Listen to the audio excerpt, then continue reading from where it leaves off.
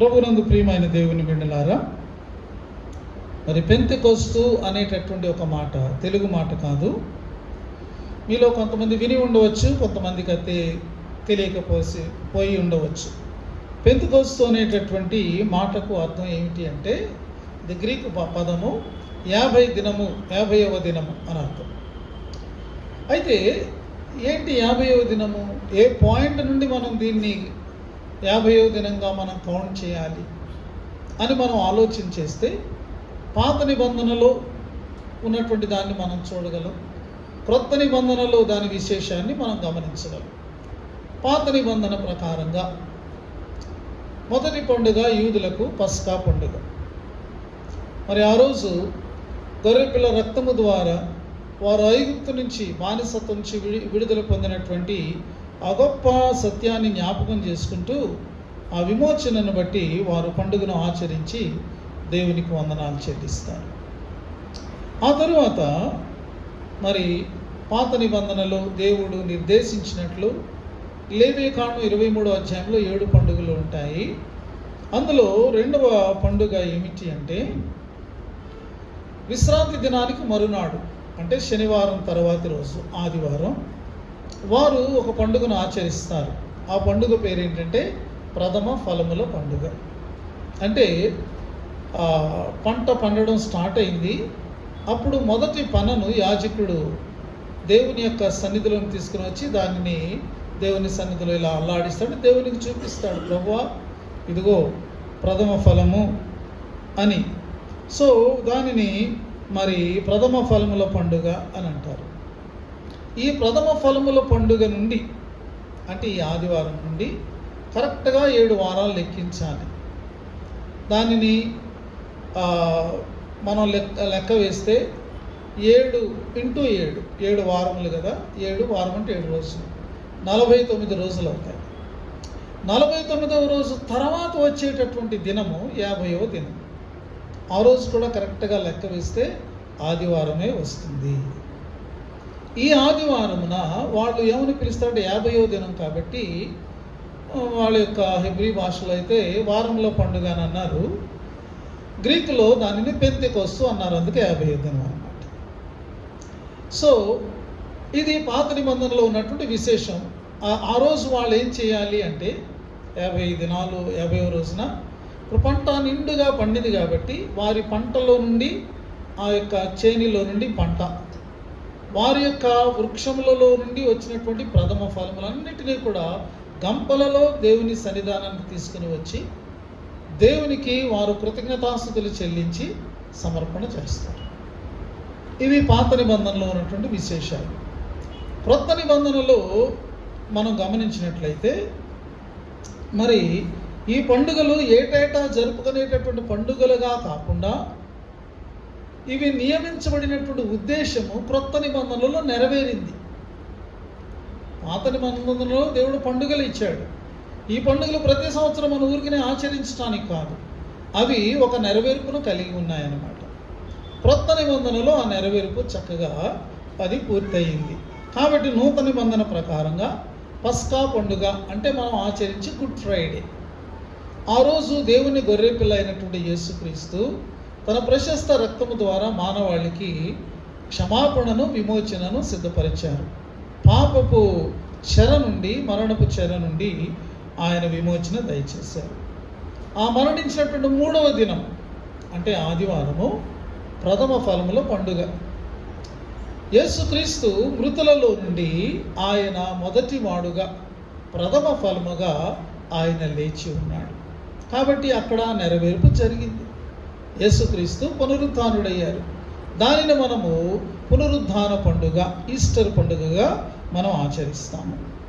ఆ రోజు నుండి లెక్కేసుకుంటే, అంటే యేసు ప్రభు వారు తిరిగి లేచిన ఈస్టర్ దినం నుండి లెక్క వేసుకుంటే ఈరోజు మరి పెంతెకొస్తు పండుగ. పెంతెకొస్తు పండుగ రోజున ఏమి జరిగింది అంటే, ఆ రోజు మరి అనేక మంది యేసుక్రీస్తును వారు నమ్మి, యేసుక్రీస్తును రక్షకునిగా స్వీకరించి, వారు ఒక పంట వలె, ఒక రక్షణ పంట వలె వారు దేవుని యొక్క కుటుంబంలో వారు చేర్చబడ్డారు. కాబట్టి ఈ నెరవేర్పులన్నీ కూడా క్రొత్త నిబంధనలో ఎంతో చక్కగా నెరవేరినవి. ఆదివారం మనం ఎందుకు ఆచరిస్తాము ఆరాధన దినంగా అని మనం ఒకసారి జ్ఞాపకం చేసుకుంటే, కొంతమంది పాత నిబంధన ప్రకారంగా విశ్రాంతి దినాన్ని కదా పరిశుద్ధంగా ఆచరించాలి, సబ్బాతు అంటే శనివారం కదా అని చెప్పేవాళ్ళు ఉన్నారు. క్రొత్త నిబంధన కాలంలోకి వచ్చేటప్పటికి యేసు లేచినటువంటి రోజు ఆదివారం. అలాగే పెంతెకోస్తు పండుగ జరిగినటువంటి రోజు, అనేక మంది క్రీస్తును విశ్వసించిన రోజు ఆదివారం. ఈ రీతిగా ఆదివారానికి అనేకమైనటువంటి ప్రత్యేకతలు ఉన్నాయి కాబట్టి ఇది ఆరాధించుకునేటటువంటి దినంగా ఏర్పాటు చేయబడింది. ప్రియమైనటువంటి వాళ్ళ సంతోషకరమైన విషయం ఏంటంటే, ఈ పెంతెకోస్తు పండుగ క్రైస్తవ సంఘం యొక్క పుట్టినరోజు అన్నమాట. కాబట్టి ప్రపంచ క్రైస్తవ సంఘము యొక్క జన్మదినంగా ఇది ఉన్నది. ఒక జన్మదినం అయితే ఎంత సంబరంగా మనం చేసుకుంటాం, మరి క్రైస్తవ సంఘం యొక్క జన్మదినాన్ని ఎలా చేసుకోవాలి మనం? అందుకే నేను స్టార్టింగ్లో చెప్పాను, క్రిస్మస్ రోజు, ఈస్టర్ రోజు బాగా చేసుకుని, అసలు మనం పుట్టినరోజు, క్రైస్తవ సంఘం పుట్టినరోజునేమో ఏమీ లేకుండా చేసుకున్నాము. బహుశా అయిన తర్వాత ఏదైనా ఉండొచ్చులేండి, అది వేరే విషయం. కాకపోతే ఆరాధన కూడా పండుగలా ఉండాలి, అది ఇక్కడ విషయం. కాబట్టి మరి ఈరోజు పెంతెకోస్తు రోజు అద్భుతమైనటువంటి అనూహ్యమైనటువంటి సంభవాలు సంభవించాయి. అవి సంభవించే వరకు కూడా ప్రార్థన చేసుకున్నటువంటి 120 మంది శిష్యులు, మిగిలినటువంటి వారు అందరూ 120 మందికి తెలియదు ఏం జరగబోతుందో. ప్రభువు చెప్పారు, మీరు యెరూషలేముకు వెళ్ళి మీరు కనిపెడుతూ ఉండండి అని చెప్పారు. వాళ్ళు ప్రార్థన చేసుకుంటూ కనిపెడుతూ ఉన్నారు. అది ఎలా జరుగుతుందో, ఏమి జరుగుతుందో ఏమీ వాళ్ళకి అసలు ఐడియా లేదు. అయితే ఆ రోజున ఏమి జరిగింది, ఇంకా ఉదయం 9 కూడా కాలేదు, ఎర్లీ మార్నింగ్ అనమాట, early hours of the Sunday. అక్కడ ఆలయంలో, ఇక్కడ మేడగది యెరూషలేము మధ్యలో ఉంది, అక్కడ ఆలయంలో ప్రథమ ఫలముల పెంతెకోస్తు పండుగ జరుగుతూ ఉంది. యూదా భక్తులందరూ కూడా గంపలలో వారి యొక్క పంటను, వారి యొక్క ఫలములను అన్నిటిని కూడా తీసుకుని వెళ్ళి దేవునికి సమర్పిస్తూ ఉన్నారు అక్కడ పాత నిబంధన ప్రకారం. కానీ ఇక్కడ మేడగదిలో ఏమి జరిగింది, క్రీస్తు విశ్వాసులు ఉండగా బలముగా వీస్తున్నటువంటి గాలి వంటి ఆ యొక్క ఒక గాలి అక్కడ వీయడం జరిగింది. అందరూ కూడా ఆశ్చర్యపోతూ ఉండగా అగ్ని దిగి రావడం జరిగింది. అగ్ని 4 లెక్క షేప్లో విభాగించబడి అక్కడ ఉన్న ప్రతి ఒక్కరి మీద కూడా వ్రాలినట్టుగా ప్రతి ఒక్కరూ కూడా గమనించడం జరిగింది. ఇది అపోస్తల కార్యముల గ్రంథం 2వ అధ్యాయంలో మనము కనుగొంటాం. అంటే త్రియేక దేవునిలో ఒక భాగమైనటువంటి పరిశుద్ధాత్మ దేవుడు విశేషమైనటువంటి రీతిలో క్రీస్తునందు విశ్వాసం ఉంచినటువంటి వారికి, లేకపోతే క్రీస్తు యొక్క శిష్యుల మీదకి దిగి రావడం అనేది జరిగింది. ప్రియమైన వారులారా, దేవుని వాక్యాన్ని ఎరిగిన వారముగా, క్రైస్తవులముగా కొన్ని విషయాలను మనం బలముగా మన మనస్సులో మనము నాటింప చేసుకోవాలి. అదేంటి అంటే, త్రియేక దేవుని యొక్క ప్రమేయం ప్రతి విషయంలో కూడా ఉంది. మన జీవితంలో మనము ఈ లోకంలో ఉనికిలోనికి రావడంలో, సృష్టించబడటంలో త్రియేక దేవుని యొక్క ప్రమేయం ఉంది. త్రియేక దేవుడు అనుకున్నారు ఒకరితో ఒకరు, మన యొక్క పోలిక చొప్పున మన స్వరూపంలో నరుని మనము చేద్దాము, సృష్టిద్దాము అని అనుకున్నారు. కాబట్టి త్రియేక దేవుని యొక్క ప్రమేయం అక్కడ మనకు కనబడుతుంది.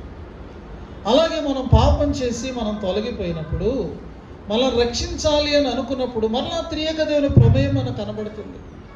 త్రియేక దేవుని యొక్క ప్రమేయం ఎలా ఉంది అంటే, తండ్రి అయిన దేవుడు రక్షణను సంకల్పించారు, కుమారుడైనటువంటి దేవుడు రక్షణను మన కొరకు సాధించి పెట్టారు, పరిశుద్ధాత్ముడైనటువంటి దేవుడు రక్షణ మనలో ఫలించినట్లు మనల్ని ప్రేరేపించేవారుగా ఆయన ఉన్నారు.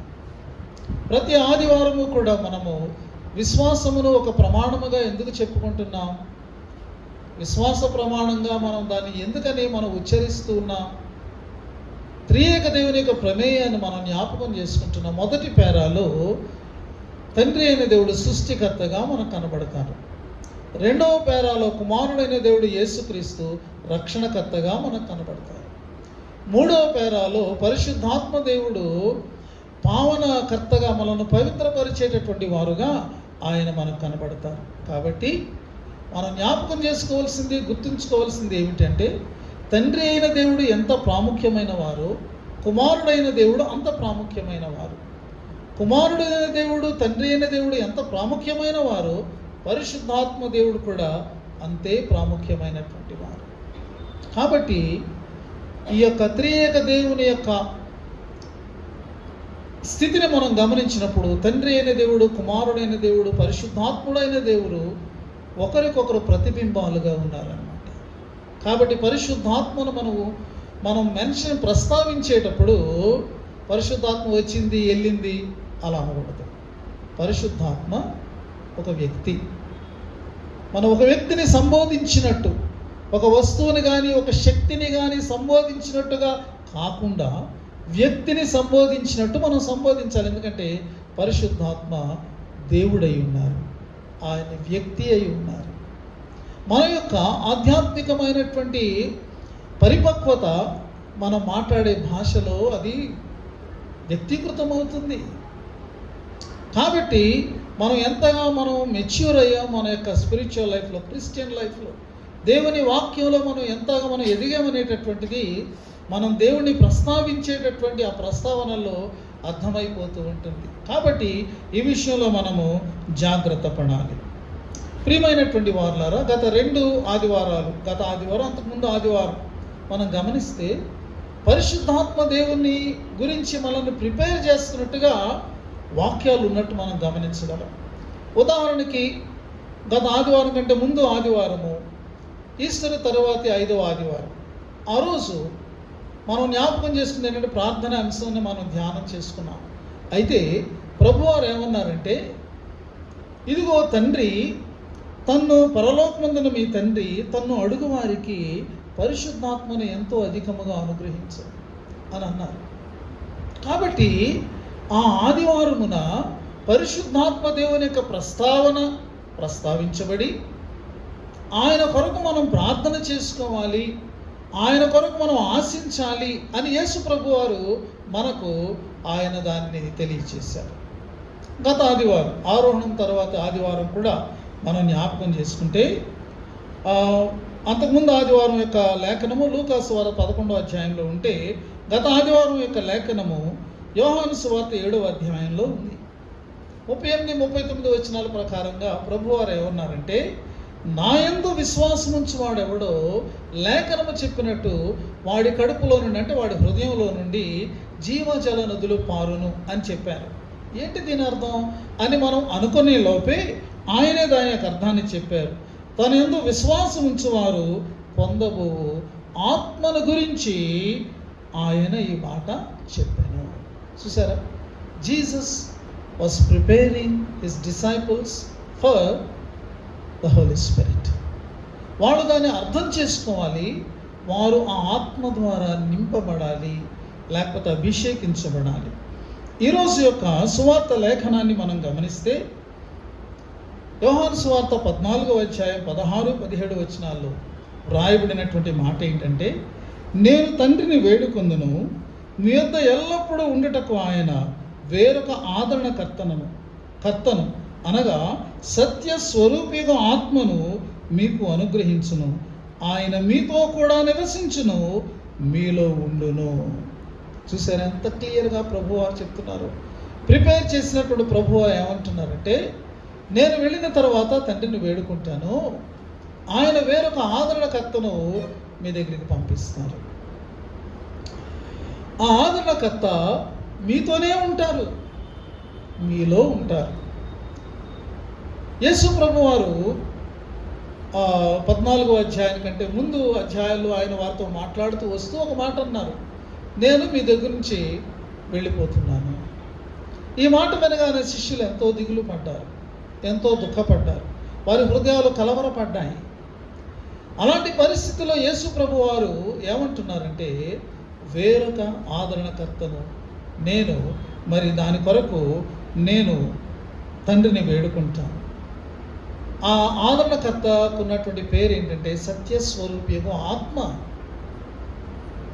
ఆయన సత్యస్వరూపియగు ఆత్మని, ఆదరణకర్తని, దేవుని ఆత్మని, కుమారుని ఆత్మని, పరిశుద్ధాత్మని, ఈ రీతిగా ఏది వచ్చినప్పటికీ కూడా ఒకటే పర్సన్, హోలీ స్పిరిట్. ప్రియమైనటువంటి వారులారా, వేరొక అనే మాట ఏంటంటే ఇంకెవరో అని కాదు అర్థం.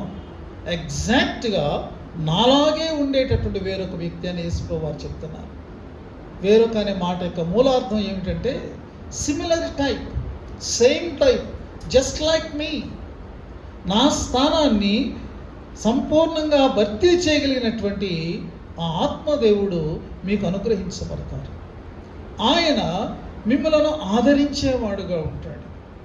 కాబట్టి కలవరపడుతున్నటువంటి శిష్యులకు ఆయన ఆదరణకర్తను గురించి వాగ్దానం చేస్తూ ఆయన వారిని ఆదరిస్తున్నాడు.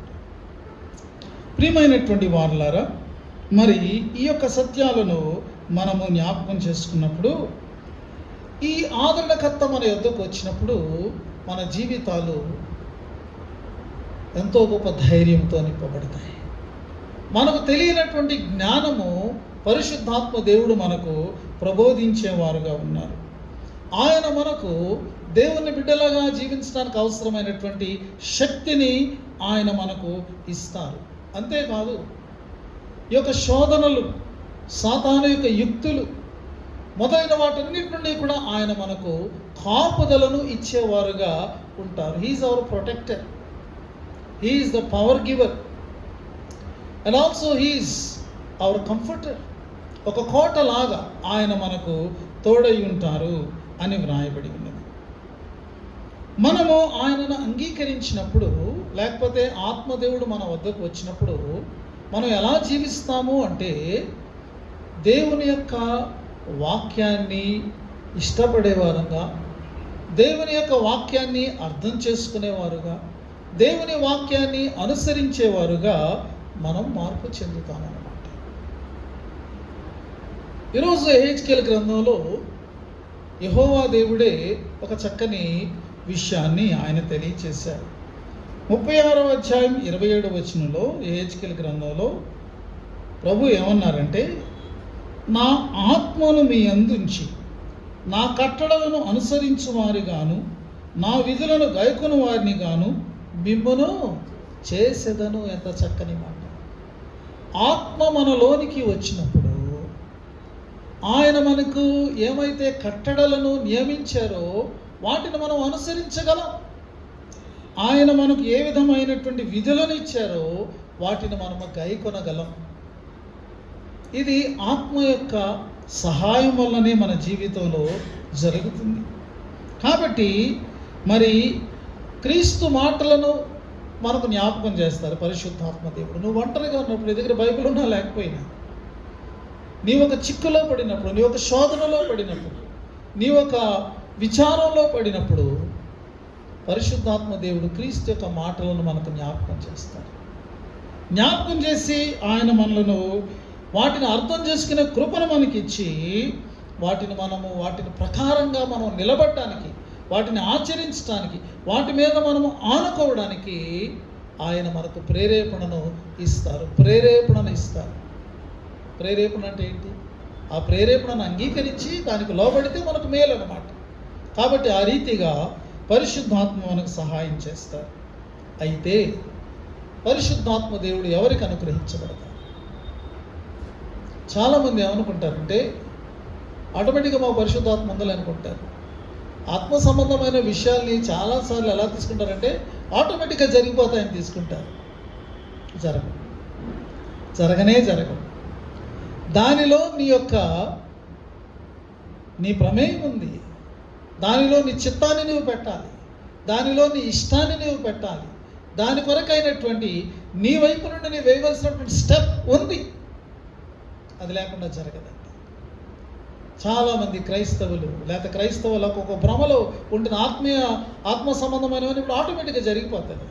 గుడికి వెళ్తే జరిగిపోతాయి. క్రైస్తవుడు అనే పేరు నేను పెట్టుకున్నాను, ఆ మతంలో నేను ఉన్నాను కాబట్టి జరిగిపోతాయని నేను అనుకుంటున్నాను. ఈరోజు మనం తెలుసుకోవాలి, అలా జరగనే జరగదు. పరిశుద్ధాత్మ దేవుడు మరి ఎవరి వద్దకు వచ్చి ఆయన నివసిస్తారు? యేసు ప్రభు వారు ఏమన్నారంటే, లోకము ఆయన ఎరుగదు, ఎందుకంటే లోకానికి ఆయన తెలియదు. ఎవరైతే యేసుక్రీస్తును తెలుసుకోలేకుండా ఉన్నారో వారికి పరిశుద్ధాత్మ గురించి అసలు అండర్స్టాండ్ అవ్వదు. పరిశుద్ధాత్మ అంటే అదేంటి అని వాళ్ళు అంటారు. అది వాళ్ళకి వెర్రితనంగా అనిపిస్తుంది సంగమా. కాబట్టి లోకం దగ్గరికి వెళ్ళి మనం ఏమైనా ఈ విషయాలు మాట్లాడమనుకో, అదేంటి అని వాళ్ళు చాలా అయోమయంలో పడిపోతారు. అయితే ఎవరి వద్దకు వస్తారు పరిశుద్ధాత్మది? లేఖనం చూడండి, అపోస్తల కార్యములు 2వ అధ్యాయం 38వ వచనంలో పేతురు ఆయన ఒక గొప్ప సత్యాన్ని ఆయన తెలియజేస్తున్నారు. పరిశుద్ధాత్మ దేవుడు కుమ్మరింపబడ్డారు. శిష్యులందరూ కూడా ఆత్మచేత నింపబడి వారు ఉంటూ ఉండగా ప్రజలు, ఆ ధ్వనులు వినినటువంటి ప్రజలు వారు ఆ యొక్క మేడగది చుట్టూ చేరి ఉండగా పేతురు వారితో మాట్లాడుతూ ఉన్నారు. అపోస్తల కార్యములు 2వ అధ్యాయం 38వ వచనం, మీరు మారు మనస్సు పొంది పాప క్షమాపణ నిమిత్తం ప్రతివాడు యేసుక్రీస్తు నామమున బాప్తిస్మం పొందుడి, అప్పుడు మీరు పరిశుద్ధాత్మ అను వరము పొందుతారు. Very clear, very clear. పరిశుద్ధాత్మ అనే వరము ఎప్పుడు పొందుకుంటాం? ఆయన ఎప్పుడు మన దగ్గరికి వస్తారు? 2 రిక్వైర్మెంట్స్ ఇక్కడ మనకు కనబడుతున్నాయి. మొట్టమొదటిది ఏమిటి? పరిశుద్ధాత్మ నీ వద్దకు రావాలి, తద్వారా నీ జీవితం ఆశీర్వాదకరమైనటువంటి జీవితంగా మారాలి అని నీవు కోరుకున్నట్టే. 2 ముఖ్యమైన పనులు. 1 మారు మనసు తప్పనిసరి, చేంజ్ ఆఫ్ మైండ్. ఈరోజు సువార్తను ప్రకటిస్తూ మారు మనసును ప్రకటిస్తుంటే ఏమంటున్నారంటే మత మార్పిడి అని పేరు పెట్టారు. కానీ అది తప్పని మనకు తెలుసు. మత మార్పిడి కాదు, మతి మార్పిడి అంట. ఏదన్నా మారడం? మతి. Change of mind, change of character, change of nature. చూసారా, ఇది చాలా అవసరం. మనం సువార్త విన్నప్పుడు ఎలా మార్పు చెందాలో మనకు తెలియచేయబడుతుంది. దేవుని వాక్యాన్ని మనం వింటున్నప్పుడు మనం ఎలా మారాలో మనకు తెలియచేయబడుతుంది. అలా తెలియచేయబడినటువంటి సత్యాన్ని మనం తెలుసుకున్న తర్వాత మనం మారడానికి ఇష్టపడుతున్నామా? మన ఆలోచనలు, మన క్రియలు, మన యొక్క మాటలు, మన వైఖరి, మన స్వభావము, వీటిని మనము మరి వాక్యానికి అనుగుణంగా మార్చుకోవడానికి మనం ఇష్టపడుతున్నామా? అలా లేకపోతే పరిశుద్ధాత్మ దేవుడికి నీతో సంబంధం లేదు. He will never come to you. That is very important. That is the very first requirement. మనోవాక్కాయ కర్మణ, క్రీస్తు వైపు తిరగడమే మారు మనస్సు అంటే. కొంతమంది మనసు అటు నుంచి ఇటు మార్చుకుంటారు, కానీ క్రీస్తు వైపు మార్చుకోరు. ఒకదాని ఇంకో దాని వైపు మార్చుకుంటూ ఉంటారు. అది కాదు ఇక్కడ మారు మనసుని బిబ్లికల్గా. మనోవాక్కాయ కర్మణ, క్రీస్తు వైపు నువ్వు సంపూర్ణంగా తిరగడం, అది మారు మనస్సు. This is the first requirement. ఈరోజు మనం ప్రశ్న వేసుకోవాలి ఏంటంటే, నేను నిజంగా మారు మనసు పొందానా? నేను క్రీస్తు వైపు పరిపూర్ణంగా తిరిగిన వ్యక్తిగా నేను ఉన్నానా? లేకపోతే నేను అలా అనుకుంటున్నాను. ఒక ఆయన ఉన్నాడంటే చాలామంది క్రైస్తవులను అనుకుంటున్నారంట. They are really not Christians. They think they are Christians. మనం క్రైస్తవులు మనం అనుకుంటున్నామా? మన క్రైస్తవులమా? చాలా గంభీరమైన ప్రశ్న ఇది నిజంగా. అలా అనుకుంటూ గడిపేస్తున్నారు చాలామంది. క్రైస్తవులుగా మనం ఉండాలి. క్రైస్తవులుగా మనం అనుకోవడం కాదు. మారు మనస్సు అనేటటువంటిది ఒక అనుభవం. It brings a change in the life of a person. It will be evident. వాటిని మనం చూసినప్పుడు వారి జీవితాలలో అది ప్రత్యక్షమవుతుంది. కాబట్టి దాని కొరకు మనము సిద్ధపడాలి. రెండవది ఏంటంటేనండి, నా ప్రభు తెలుసండి, నేను నమ్ముకున్నానండి, ఆయన గుండెలో ఉన్నాడు, నా హృదయంలో ఉన్నాడండి. కొంతమంది కబుర్లు చెప్తారు. దేవుడి కబుర్ని ఆయన అంత సీరియస్గా తీసుకోవాలి. మారు మనస్సు పొంది యేసుక్రీస్తు నామమున పాప క్షమాపణ నిమిత్తము బాప్తిజం పొందాలి. The second very important requirement is baptism. Baptism. ఇది మళ్ళా ఏ నామంలో అని అనుకోకండి. యేసు నామం అంటే జీసస్ అని ఒక గ్రూప్ తయారైంది. కాబట్టి పేతురు ఎవరి నామంలో బాప్తిజం ఇచ్చాడు? యేసు నామంలో. మీరు తండ్రి పరిశుద్ధాత్మ అన్నారు ఏంటంటే కొంతమంది ఈ యొక్క వితండవాదం మొదలుపెట్టారు. యేసు నామం అంటే యేసు చెప్పిన విధానంలో. మత్తయి సువార్త 28వ అధ్యాయంలో చివరిలో ప్రభువారు చెప్పారు, తండ్రి యొక్కయు కుమారుని యొక్కయు పరిశుద్ధాత్మ యొక్కయు నామమున వారికి బాప్తిస్మం ఇచ్చుచు అని చెప్పారు. బాప్తిస్మం అంటే మనం యేసు ప్రభుతో ఐడెంటిఫై అవ్వడం. నేను క్రీస్తుకు చెందిన వాడను, క్రీస్తుకు చెందిన దానను, ఆయనకు మాత్రమే చెందినటువంటి వాడను దానను, ఇంకా నేను ఎవరికి చెందను. Totally I belong to Christ. అందుకని యేసు క్రీస్తు నామమున బాప్తిస్మం పొందినప్పుడు అప్పుడు పాప క్షమాపణ కలుగుతుంది. నీ పాపములన్నీ కూడా నిర్మూలించబడి దాని నుంచి నువ్వు విడిపించబడి పవిత్రతను నీవు పొందుకుంటావు. అప్పుడు పరిశుద్ధాత్మ అనే వరాన్ని పొందుతావు. ప్రియమైనటువంటి వారులారా, పరిశుద్ధాత్మ దేవుడు ఒక గిఫ్ట్. దాన్ని మనం సాధించి తెచ్చుకునేటటువంటిది కాదు, తెచ్చుకునే ఒక వస్తువు లాంటిది కాదు. దీన్ని మనం అర్థం చేసుకోవాలంటే దేవుడే తనను తాను ఒక వరముగాను ఒక బహుమానముగాను ఆయన అందించుకుంటున్నారన్నమాట. God is gifting himself. నేనే నీ దగ్గరికి వచ్చేస్తాను పరిశుద్ధాత్మగా, నేను నీతో ఉంటా. ఇది వర్ణింప సత్యము కానటువంటి ఒక గొప్ప బహుమానం. What a great and marvellous indescribable gift. దేవుడే నాతో ఉండాలనుకుంటున్నాడు. మనకు పురాణాలు చెప్పినవి, మతాలు చెప్పినవి వేల సంవత్సరాలు, లక్షల సంవత్సరాలు తపస్సు చేసే ఆ యొక్క ఋషుల గురించి మనం విన్నాం. ఏమండి, వాళ్ళకు పుట్టలు కట్టేసి వాళ్ళకి జుట్లు గడ్డాలు పెరిగిపోయి, మన దేవుడు అలా లేడు. He is giving promise, I will come to you. I am like a gift, I am coming to you. ఆయన మనకు తనను తానే బహుమానంగా ఇచ్చుకుంటూ మన వద్దకు రావాలని ఇష్టపడుతూ ఆ వరాన్ని ఆయన ఇస్తున్నారు. మరి ఆ వరాన్ని పొందుకోవడానికి, అలాంటి అమూల్యమైనటువంటి బహుమానాన్ని సొంతం చేసుకోవడానికి మనం ఇష్టపడుతున్నామా? ఒకవేళ మనకు ఆయన అంటే ఇష్టం లేదనుకోండి, ఆయన రాడు మన దగ్గర. ఆయనకేం పని? మనం అంటే ఇష్టపడే వాళ్ళ దగ్గర మనం వెళ్తామా? ఏమంటే మనం అంటే ఇష్టం లేని వాళ్ళు పక్కన కూర్చోవడానికి కూడా మనం ఇష్టపడం. మనం ఆయనను కోరుకోవాలి, ఎందుకంటే ఆయన అవసరత మనకుంది. ఆయన వరముగా ఆయన మనతో ఉంటుంది. సాధు సుందర్ సింగ్ గారు ఆయన అన్నారు, నేనేమని ప్రార్థన చేసుకుంటానంటే, దేవా నాకు ఫలానా ఆశీర్వాదాన్ని ఇవ్వు, ఫలానా దీవెనివ్వు అని నేను దేవుడిని ప్రార్థన చేయను. దేవా నీవే నా దగ్గరికి వచ్చి నాతో ఉంటే, నీవుంటే దీవెనలన్నీ నా దగ్గర ఉన్నట్టే, నీవుంటే ఆశీర్వాదాలన్నీ నాతో ఉన్నట్టే, నీవుంటే నాకు సమస్తము ఉన్నట్టే, నీవే నాకు కావాలి. దేవుడు అలాగా మనతో ఉండాలని ఆయన ఇష్టపడుతూ పరిశుద్ధాత్మ వరాన్ని వాగ్దానం చేస్తున్న విషయాన్ని మనం చూస్తున్నాం. It is promised on the day of Pentecost. Pentecost రోజున ఈ గొప్ప వాగ్దానం మనకి ఇవ్వబడింది. ప్రియమైనటువంటి వారులారా, పెంతెకోస్తు అనేటటువంటి ఆ రోజు నుండి ఇప్పటి వరకు కూడా ఎవరైతే యేసుక్రీస్తు ప్రభువును మరి స్వరక్షకునిగా అంగీకరిస్తున్నారో, రక్షించబడుతూ ఉన్నారో, వారెవరైనా సరే కుల మత భేదాలు, జాతి భేదాలు లేకుండా, వర్గ భేదాలు లేకుండా వారెవరైనా సరే వారికి పరిశుద్ధాత్మ తను తాను బహుమానంగా అందించుకుంటూనే ఉన్నారు. పెంతెకోస్తు రోజున శిష్యులు మరి ఈ యొక్క దేవుని ఆత్మ చేత నింపబడ్డారు కాబట్టి వాళ్ళు ఏమయ్యారంటే వెంటనే వారు శక్తి పొందుకున్నారు.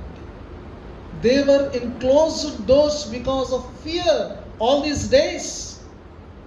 యేసుక్రీస్తు మరణించిన తర్వాత, ఈవెన్ ఆరోహణమైన ఆయన పునరుద్ధానుడైన తర్వాత కూడా వాళ్ళు మేడగదులు తలుపులు బిగించుకుని ఉన్నారు. ఎందుకంటే వాళ్ళు యూదా అధికారులకు భయపడ్డారు. కానీ పెంతెకోస్తు రోజున ఈ యొక్క తలుపులన్నీ తెరవబడ్డాయి. వాళ్ళకి ధైర్యం, అమితమైన ధైర్యం వచ్చింది. వారికి అమితమైనటువంటి పరలోకపు దేవుని యొక్క శక్తి వారిని ఆవరించింది. వాళ్ళు బయటికి వచ్చి అంటున్నారు, మీరు సిలువ వేసినట్టు, దేవుడు మృతుల్లో నుండి లేపినట్టు యేసు నామములో మాత్రమే రక్షణ ఉంది. ప్రపంచ అనేక దేశాల నుండి ఉన్నటువంటి వాళ్ళు ఎన్ని వేల మంది ఉన్నారో మనకు తెలియదు. వాళ్ళ ముందు పేరు నిలబడ్డాడు యెరూషలేం పట్టణం నడిబొడ్డున, ఆ మేడగది బయట 10 భాషలు మాట్లాడే వారి కంటే ఎక్కువ మంది ఆ యొక్క లిస్టు మనకు 2వ అధ్యాయంలో ఇవ్వబడింది. వారి ముందు నిలవబడ్డాడు. ఏంటయ్యా మీరేమనుకుంటున్నారు? మద్యం చేత ఇలా మాట్లాడుతున్నారని మీరు అనుకుంటున్నారా? ఇంకా పొద్దు పొడిచి జాము కూడా కాలక 9 గంటలు కూడా అవ్వలేదు. ఎవడైనా మద్యంతో నింపబడినటువంటి వాడు వేరొక భాషలో దేవుని స్తుతిస్తాడండి? వాడి భాష వాడు సరిగ్గా మాట్లాడలేడు కదా. తాగుబోతులు మనం చూసామనుకోండి, వాడి మాటలు ఎలా ఉంటాయి? ఏం మాట్లాడుతున్నాడు వాడికి అర్థం కాదు, మనకు అర్థం కాదు, ముద్ద. కానీ ఇక్కడ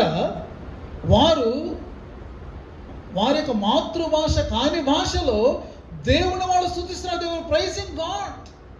చూసారా? పరిశుద్ధాత్మ నింపబడినప్పుడు ఒక వ్యక్తి హృదయపూర్వకంగా దేవుణ్ణి స్తుతించి ఆరాధించగలుగుతాడు. అలాంటి ప్రేరేపణ నీకు కలుగుతుందా? దేవుడు నేను స్తుతించి ఆరాధించాలి, నా నోరారా నేను ఆయనను సన్నతించాలి, నా హృదయం అంతా నేను ఆయన సన్నిధిలో కుమ్మరించుకోవాలని ప్రేరేపణ కలుగుతుందా? దట్ మీన్స్ పరిశుద్ధాత్మ దేవుని యొక్క కార్యం నీలో జరుగుతుంది. రెండోది వాళ్ళు చేస్తుంది ఏమిటి అంటే, నిలబడ్డాడు అమితమైన ధైర్యంతో, ఎటువంటి కూడా భయం లేకుండా జరిగినట్టు చెప్తున్నాడు. మీరు సిలువ వేసినట్టు అంటున్నాడు. చూసారా? దేవుడు మృతులలో నుండి లేపినట్టు ఎంత గట్స్ ఉండాలండి. ఇప్పుడు వరకు మమ్మల్ని కూడా పట్టుకుని సిలువ వేసేస్తారేమో అని తలుపులు మూసుకున్నటువంటి వీళ్ళు తలుపులు తెరవబడి బయటికి వచ్చి సత్యాన్ని ప్రకటిస్తూ ఆ యేసునామంలో రక్షణ అని వాళ్ళు ప్రకటిస్తున్నటువంటి సత్యాన్ని మనము చూస్తూ ఉన్నాము. ఆత్మతో నింపబడ్డారు కాబట్టి స్వల్ప కాలములోనే భూదిగంతముల వరకు క్రైస్తవ సంఘం విస్తరించింది, మన వరకు విస్తరించింది. ఈరోజు మనం క్రైస్తవ సంఘంగా ఉన్నామంటే పరిశుద్ధాత్మ యొక్క కార్యము వలన ఇదిగో ఇది మన వరకు వచ్చింది. మనం గుర్తుపెట్టుకోవాలి. పరిశుద్ధాత్మ ఉన్నాడు అనడానికి సాక్ష్యం ఏంటి? నీవు, నేనే, మనమే. సంఘం ఈరోజు ఇక్కడ వరకు కూడా, ఈ యొక్క బండ్లు కూడా లేకపోతే ఇక్కడ ఈ జాగీర వరకు విస్తరించింది. దీనికి కారణం ఏంటి? Not any human being, not any other power, not any other government. This is the work of the holy spirit. దాన్ని మనం గుర్తించవలసిన అవసరం ఉన్నది. పరిశుద్ధాత్మ దేవుడు ఆయన ఉనికిని మనం తెలుసుకోవడానికి ఏదో మనకు అవసరం లేదండి. ఒక సంఘంగా నువ్వు ఇక్కడ చేరి దేవుని నీవు ఆరాధిస్తున్నావు. దీని వెనక ఎవరు ఉన్నారు? పెంతెకోస్తు రోజున కుమ్మరించబడినటువంటి ఆ పరిశుద్ధాత్మ దేవుడు అని. ప్రియమైనటువంటి వారులారా, మన వ్యక్తిగత జీవితాల్లోనికి మనం వచ్చినట్లయితే మరి పరిశుద్ధాత్మ యొక్క సాన్నిధ్యాన్ని మనం కోల్పోకుండా చాలా చాలా జాగ్రత్త పడాలి. You must not lose the presence of the holy spirit. ఎందుకు ఈ మాటలు చెప్తున్నానంటే, యాకోబు ఒక ప్రశ్న వేశాడు. చూడండి, యాకోబు పత్రికలోనికి రండి. యాకోబు పత్రిక 4వ అధ్యాయం 5వ వచనంలో ఈ ప్రశ్న ఉంది. చూడండి ఏమని అంటున్నాడు యాకోబు. ఏమని ప్రశ్నిస్తున్నాడంటే, ఆయన మన యందు నివసింపచేసిన ఆత్మ మత్సరపడునంతగా అపేక్షించునా. మళ్ళీ, ఆయన మన యందు నివసింపచేసిన ఆత్మ మత్సరపడునంతగా అపేక్షించునా. ఏంటి దీని అర్థం? మన యందు ఆయన ఆత్మ ఇచ్చారు, ఆత్మ మత్సరపడతారా? మత్సరపడే అంతగా ఆయన ఫీల్ అవుతారా? దీన్ని మనం అర్థం చేసుకోవాలంటే, నీకు చెందినటువంటి వ్యక్తి, నిన్ను ఆశించవలసినటువంటి వ్యక్తి వేరొకరి పట్ల ఆసక్తి చూపడం మొదలుపెట్టారనుకోండి, హౌ డు యూ ఫీల్? నీ సొంత వ్యక్తి, నిన్ను ఆశించాల్సిన వ్యక్తి వేరొక వ్యక్తి పట్ల ఆసక్తి చూపుతూ ఉంటే ఆ ఫీలింగ్ ఎలా ఉంటుంది? పరిశుద్ధాత్మ దేవుడు అలా ఫీల్ అవుతారు. ఒకవేళ మనం ఆయనకు చెందిన వారంగా ఉండవలసినటువంటి వారము ఆయనకు చెందకుండా వేరొక దాని పట్ల మనం ఆశ చూపిస్తే, అది యాకోబు ఇక్కడ చెప్తున్నాడు, మత్సరపడనంతగా అపేక్షించునా అని అంటున్నారు. ప్రియమైనటువంటి వారులారా, దేవుని ప్రశ్న అదే. దేవునికి చెందవలసినటువంటి నీవు లోకాన్ని స్నేహిస్తే ఎలా? స్నేహించడం అంటే ఆర్డినరీ ఫ్రెండ్షిప్ కాదండి. ఇది సాధారణమైనటువంటి స్నేహం కాదు. అక్కడ యాకోబు వాడుతున్నాడు వ్యభిచారులారా అని వాడుతున్నాడు. అంటే ఏ స్నేహం అన్నమాట ఇది? అశ్లీలముగా అనిపించేటటువంటి స్నేహం అన్నమాట. ఇది ఒక దుష్టమైనటువంటి, ఒక అపవిత్రమైనటువంటి స్నేహం అన్నమాట. గమనించారా? దేవుణ్ణి ఆశించాలి, దేవునికి చెందిన వారముగా మనం జీవించాలి, ఆయనకే మనం పరిపూర్ణమైనటువంటి వారముగా మనం ఆయన హత్తుకొని ఉండవలసినటువంటి వారం. లోకాన్ని ప్రేమించి లోకాన్ని స్నేహిస్తే ఆయన ఆత్మ మత్సరపడతారు. కాబట్టి మన యొక్క సంపూర్ణమైన భక్తి, సంపూర్ణమైన ప్రేమ ఆయనకి చెందవలసినటువంటి అవసరత ఉన్నది. నీవు పూర్తిగా దేవునికి చెందాలని దేవుడు కోరుకుంటున్నాడు. ప్రియమైనటువంటి వారులారా, వాటిని మనం ఎవరికి ఇవ్వకూడదు. ఇలా ఆలోచించడం కొంతమంది అనుకుంటారు బైబిల్ దేవుడు వట్టి స్వార్థపరుడు అండి, వట్టి స్వార్థం అన్నీ ఆయనకే కావాలనుకుంటాడు.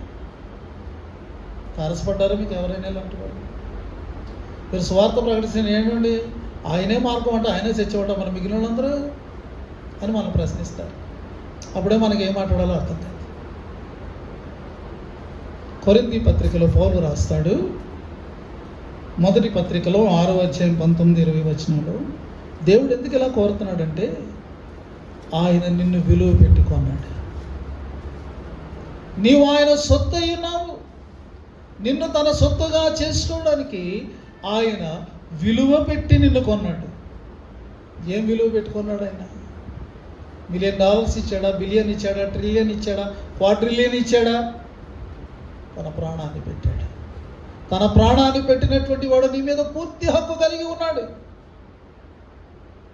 తన ప్రాణాన్ని పెట్టినటువంటి వాడు నీ యొక్క ప్రాణాత్మల యొక్క మరి ఆ యొక్క ప్రేమను ఆయన కోరుకుంటూ ఉన్నాడు. అందులో స్వార్థం ఉందా? నువ్వు ఆయనకి చెందకపోతే నో ప్రాబ్లం. లోకంలో నువ్వు లోకాన్ని స్నేహించుకుంటావో, లోకంలో కలిసిపోతావో ఆయనకేం అవసరం లేదు. కానీ నేను రక్షించబడ్డాను, నేను క్రైస్తవుడిని, నేను బాప్తిసం పొందాను అని ఇప్పుడు ఆయన ఆత్మచేత నింపబడిన తరువాత ఒకవేళ మనం అటువైపు ఇటువైపు దిక్కులు చూడడం, వాటిని ఆశించడం, దేవుని యందు నిరాశను లేకపోతే నిరాసక్తతను కనపరచడం, ప్రియమైనటువంటి వారులారా, ఆయన సహించలేడు అనే విషయాన్ని మనం తెలుసుకోవాలి. ఆయన మన దేహమును తన ఆలయముగా ప్రతిష్ఠించుకున్నాడు. You are a dedicated temple to God. ఎవరు నేను డెడికేట్ చేశారు? దేవుడు నిన్ను డెడికేట్ చేసుకున్నాడు. He has dedicated you for himself. దీన్ని మనం గమనించాలి. క్రైస్తవ జీవితం చాలా ఉన్నతమైనటువంటి జీవితం. ప్రియమైన వారులారా, ఆయన మన ఆత్మల ప్రేమికుడై ఉన్నాడండి. చార్లెస్ వెస్లీ అనే భక్తుడు చక్కని పాట రాశాడు. ఏమంటాడంటే, Jesus lover of my soul. ఈ లోకంలో లవర్స్ చాలామంది ఉంటారు. They may love you because of your beauty, they may love you because of your money, they may love you because of your job. There is only one lover of your soul. యేసు ఆత్మ ప్రియుడా అని రాసే 408వ కీర్తన. ఎంత మంచి మాట. మన ఆత్మను ప్రేమించిన వాడు ఈ లోకంలో ఎవ్వరూ లేరండి, ఆయన మాత్రమే. ఆ ఆత్మను ప్రేమించి ఆ ప్రేమికుడిగా తన ప్రాణాన్ని పెట్టి విలువ పెట్టి కొనుక్కొని మనల్ని తన సొత్తుగా చేసుకొని తన ఆత్మను మనలో ఉంచాడు. దావీదు జీవితాన్ని మనం జ్ఞాపకం చేసుకుందాం. దావీదు ఎలాంటి పరిస్థితులకు లోనయ్యాడు? 51వ అధ్యాయం 11వ వచనంలో మనం చూస్తే, నీ సన్నిధిలో నుండి నన్ను త్రోసివేయకము, నీ పరిశుద్ధాత్మను నా యొద్ద నుండి తీసివేయకము అని వేడుకుంటున్నాడు. Why was he praying in that వే?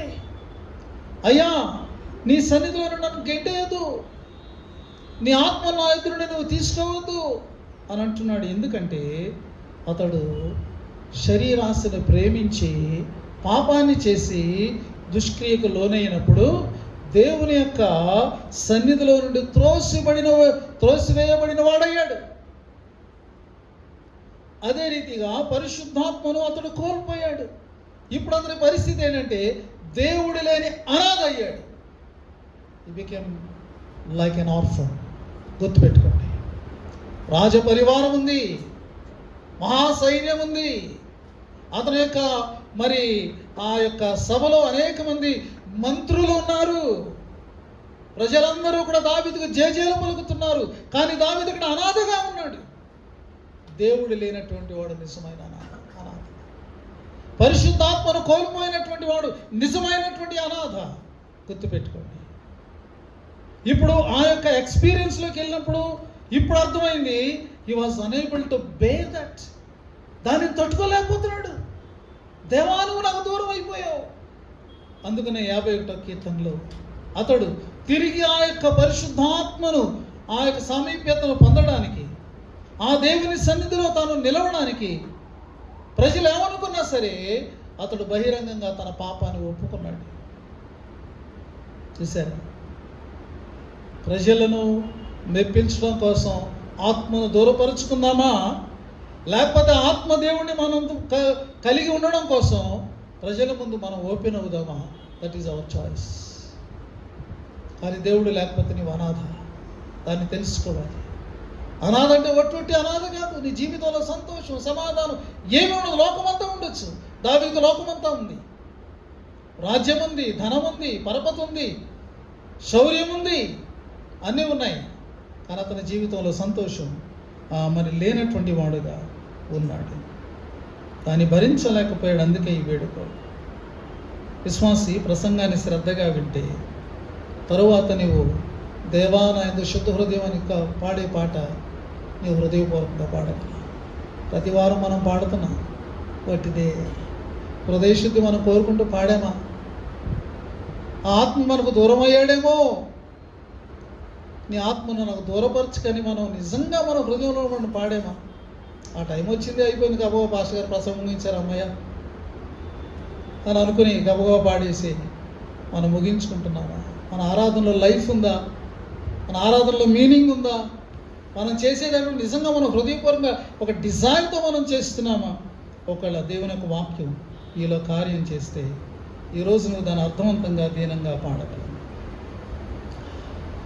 పౌలు భక్తుడు మాట్లాడుతూ ఈరోజు మన మూల వాక్యంలో ఏమన్నాడంటే ఎఫెసీ 2:22లో, ఆయనలో మీరు కూడా ఆత్మ మూలముగా దేవునికి నివాస స్థలమైనటకు కట్టబడుచున్నారు. మీరు this is not about somebody. ఎవరి గురించో కాదు, వింటున్న మన కొరకు. ఈ వాక్యాన్ని చదువుకుంటున్నటువంటి మనకు ఏం చెప్తున్నారంటే, మీరు కూడా ఆత్మ మూలముగా దేవునికి నివాస స్థలమైనటకు కట్టబడుచున్నారు. The process is going on presently. ఈ యొక్క ప్రాసెస్ ప్రస్తుతం జరుగుతూ ఉన్నది. విశ్వాసి మరియు సంఘము దేవుని యొక్క నివాస స్థలముగా ఎంచబడ్డారు. నివాస స్థలం. ప్రియమైనటువంటి వారలారా, దేవుని నివాస స్థలంగా దేవుడు భూమి మీద మొట్టమొదటి కోరికననేది ఏమిటి అంటే మనందరూ కూడా తెలుసు. ఒక పర్ణశాలను ఆయన కోరుకున్నాడు. దానిని ట్యాబర్నకల్ అని అన్నారు. ట్యాబర్నకల్, నోట్ చేసుకోండి పాయింట్. దేవుడు దానిని కోరుకున్నప్పుడు అండి ఆయన ఏమని చెప్పారు? మోషే పర్వతం మీదకి వెళ్ళాడు. దేవుడు పర్వతం మీదకి రమ్మన్నాడు. ఏం చెప్తాడో తెలియదు. మనకైతే ఆయన చదివేసాం కాబట్టి ఇప్పుడు తెలుసు. ఈ విషయాలు ఏం తెలియకుండా మన పర్వతం మీదకి వెళ్ళి దేవుడు ఎందుకు రమ్మన్నాడు ఏమో. కానీ దేవుడు 40 దినాలు తన నివాస స్థలం ఎలా ఉండాలి, నివాస స్థలంలో ఏమి ఉండాలి, నివాస స్థలంలో ఎవరు ఉండాలి, అది ఎలా మెయింటైన్ చేయబడాలి, 40 రోజులు దీర్ఘంగా దేవుడు చెప్పారు. అయితే ఇంట్రొడక్షన్ ఎలా ఉంది అని మనం చూస్తే, నిర్గమకాండం 25వ అధ్యాయం 8వ వచనంలో ఏమని వ్రాయబడి ఉందంటే, నేను వారిలో నివసించినట్లు వారు నాకు పరిశుద్ధ స్థలమును నిర్మింపవలెను. పరిశుద్ధ స్థలం అనే మాట నోట్ చేసుకోండి. దేవుడు ఒక అద్భుతమైనటువంటి భవంతిని నా కొరకు నిర్మించండి నేను అలా, నా కొరకు ఒక గొప్ప అంతఃపురాన్ని నిర్మించండి అని అనలా, నా కొరకు ఒక మహా గొప్ప దేవాలయాన్ని నిర్మించండి అని అనలా. ఈ టెర్మినాలజీ వాడాల. ఆయన వాడిన టెర్మినాలజీ ఏంటంటే, build a sanctuary that I may dwell with you. Sanctuary అనేటటువంటి ఇంగ్లీష్ మాట శాంక్టమ్ అనేటటువంటి లాటిన్ పదంలోంచి వచ్చింది. శాంక్టమ్ అంటే అర్థం ఏంటంటే పరిశుద్ధ అని, హోలీ, పరిశుద్ధత. అందుకని అతి పరిశుద్ధ స్థలాన్ని శాంక్టమ్ శాంక్టోరం అని అంటారు లాటిన్ భాషలో. అతి పరిశుద్ధ స్థలం శాంక్టమ్ శాంక్టోరం. సో ఈ యొక్క శాంక్టంలో నుండి శాంక్చువరీ, తెలుగులో పరిశుద్ధ స్థలం. పరిశుద్ధ స్థలం, దేవుడు నివసించాలంటే ఆ స్థలం ఎలా ఉండాలండి? చాలా అందంగాను, మంచి ఫోటోలతోనూ, మంచి కళాఖండాలతోనూ, చక్కటి ఆర్ట్ ఏమంటారు, కాదు కాదు కాదు నో. మనుషులు ఏమనుకుంటారంటే, ఇదిగో మన కళ్ళకు అందంగా కనబడేటట్టుగా నిర్మించుకుంటే దేవుడు కూడా దాన్ని మెచ్చుకుంటాడు, దేవుడు అలాంటి దాన్ని కోరుకుంటాడని. కాదు కాదు, ఆయన కోరుకుంటుంది పరిశుద్ధ స్థలం. దేవుడు నీలో నివసించాలంటే నీవు పరిశుద్ధ స్థలము వలె ఉండవలెను. దేవుడు సంగముగా మన మధ్యలో నివసించాలంటే మనం పరిశుద్ధముగా జీవించవలెను. There is no option. దీనికి మించి వేరొక అవకాశం లేదు. ప్రియమైనటువంటి వారులారా, పరిశుద్ధమైనటువంటి దేవుడు పరిశుద్ధ స్థలంలో మాత్రమే ఆయన నివసిస్తాడు. పరిశుద్ధాత్మ నివసించే పరిశుద్ధ స్థలంగా మనం నిర్మించబడాలి. అంటే అక్కడ ఏముండకూడదు. పరిశుద్ధాత్మ దేవుడు ఎక్కడికి రారు? అపరిశుద్ధత ఉన్న చోట, అపవిత్రత ఉన్న చోట, అన్యత్వము ఉన్న చోట, అశ్లీలత ఉన్న చోట, అహంభావం ఉన్న చోట, అక్రమం ఉన్న చోట పరిశుద్ధాత్మ ఉండడు. ఆయనకేం పని అక్కడ? So maintain holiness in your personal life. పరిశుద్ధాత్మ నీలోనికి రావాలంటే నీలో ఉండే అనేక ఆత్మలు బయటికి వెళ్ళిపోవాలి. స్వార్థాత్మ అనేది మనల్ని పట్టుకుని ఉన్నది, ఆత్మ మనల్ని విడిచిపోవాలి.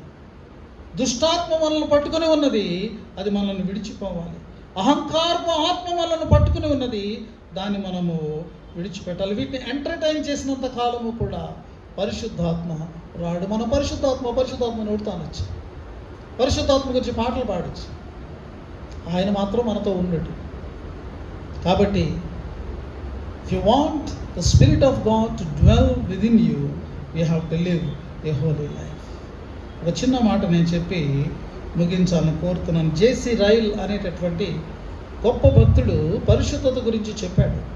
ఆయన ఏమన్నాడంటే, లేఖనములో దేవుని మనస్సు వర్ణించబడింది. పరిశుద్ధ గ్రంథాన్ని చదివితే we read the mind and the heart of God. కాబట్టి ఆ దేవుని మనస్సుతో నీ మనస్సును లీనం చేసుకునే అలవాటే పరిశుద్ధత. చూసారా, పరిశుద్ధత అంటే ఏంటి? దేవుని మనస్సుతో నీ మనస్సును నీవు ఐక్యపరచే అలవాటు. It's a habit. You have to make it a habit. అలా అలవాటు కలిగి ఉండడమే పరిశుద్ధత.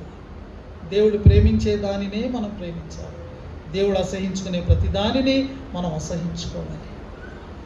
ప్రియమైనటువంటి వారులారా, ఇంకా అంటాడు, మన కొలమానం ఏమిటంటే దేవుని వాక్యం. God's word is our standard.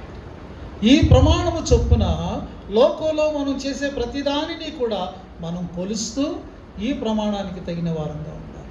That is holiness. అందుకనే పౌలు అన్నాడు, అపోస్తలులు వేసిన పునాది మీద మీరు ఇక్కడ అపోస్తలు ఏ పునాది వేశారు? ఏమన్నా వాళ్ళు సిమెంటును ఇసుక తీసుకుని తాపి తీసుకుని చేశారా?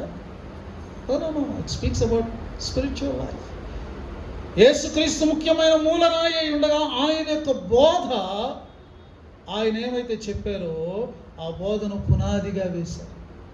ఆ పునాది మీద నీ జీవితం, నా జీవితం కట్టబడితే పరిశుద్ధాత్మ మనలో ఉంటారు, మన దేవుని మందిరాలుగా నిర్మించబడగలం.